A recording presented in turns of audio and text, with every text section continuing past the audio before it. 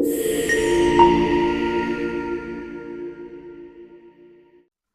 dear students, আজি topic verb.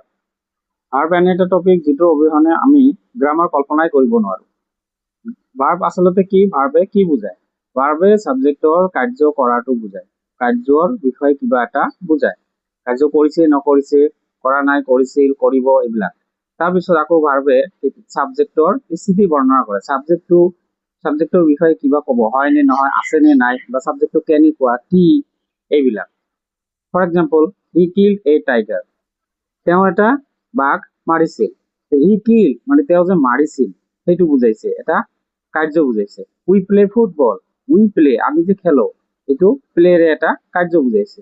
He is a nurse, Shi is মানে তাই যে হয়, তাই যে নাৰ্ছ হয়, সেই হয়টোকে বুজাইছে।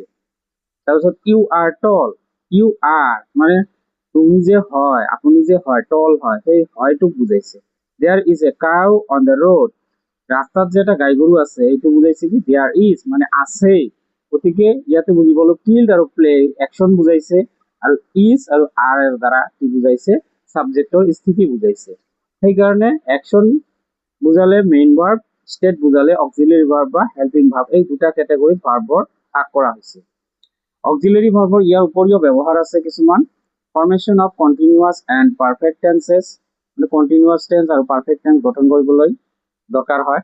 Two make passive voice, active ভয়েসৰ পৰা পেসিভ ভয়েস কৰিবলৈ আমাক হেল্পিং ভাৰ্বৰ হেল্প লাগে। To make questions and negative sentences, question বনাবলৈ আৰু নেগেটিভ সেন্টেন্স বনাবলৈও আমাক হেল্পিং ভাৰ্ব লাগে। আৰু কোনোবা এটা সেন্টেন্সত ইমফেসিস দেখুৱাবলৈও আমাক অক্সিলাৰি ভাৰ্ব লাগে। অক্সিলাৰি ভাৰ্ব বা হেল্পিং ভাৰ্ব মাত্ৰ 24টা, এইখিনি তোমালোকে মনত ৰাখিব পাৰিবা। Am, is, are, was, were এইখিনি বি ভাৰ্ব বুলি কোৱা হয় এইকেইটা। Have, has, had, do, did, does, shall, should, will, would, can, could, may, might, must, need, dare, use to, ought to এইখিনি সহজতে মনত কৰিব পাৰিবা। Thank you. আজি টপিক ইমানতে।